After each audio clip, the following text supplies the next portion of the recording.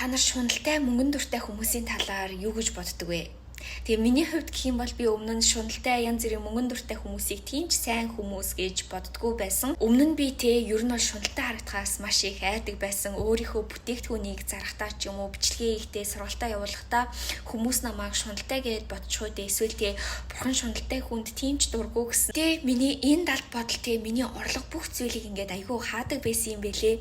Яг энэ бодол дээрээ ажилласнаас хойш над руу зүгээр орлого маань маш их урсаж ирж байгаа. Яг үнийг хэлэхэд бурхан мөнгөн дуртай шуналтай хүнд дургүй биш. Эсвэргээрээ бурхан хүнд энэ баг зэрэг шунал мөнгөн дуртай байдлыг өгсөн байдаг. Яагаад хүн болгон хангалуун амьдралыг хүсэж ч юм уу мөнгөн дуртай байд юм болоо? Яагаад гэвэл хүнд хүсэл эрмэлзэл ямар нэгэн ийм баг зэрэг шунал байх хэрэгтэй.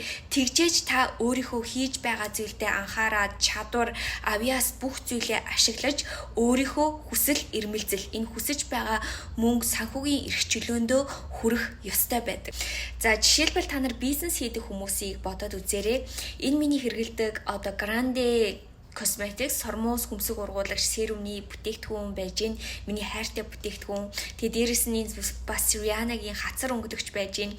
Энэ зүйлсийг бүтээсэн хүмүүсийг би шуналтай гэж боддгоо. Ерөөсөө боддгоо. Яагаад гэвэл энэ нь яг үннийг хэлэхэд миний хөрөнгө оруулалт намайг хөөрхөн болгож байгаа, аз жаргалтай болгож байгаа.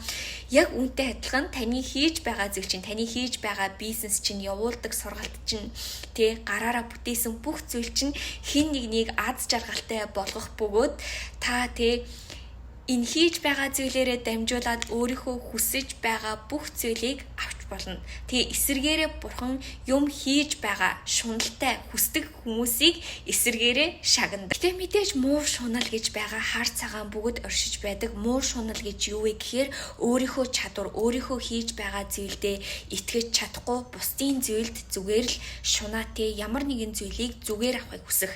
Энийг л харин жинхэнэ муу шунал гэж хэлнэ. Хэд бол хүн болгоно өөр байх хүн төрлөختөн өөрийнхөө чадварт итгэхгүй байна уу эсвэл ямар нэгэн ухамсарна уу гэдэг хүн болгоны хязгаарлалт нь өөр байна.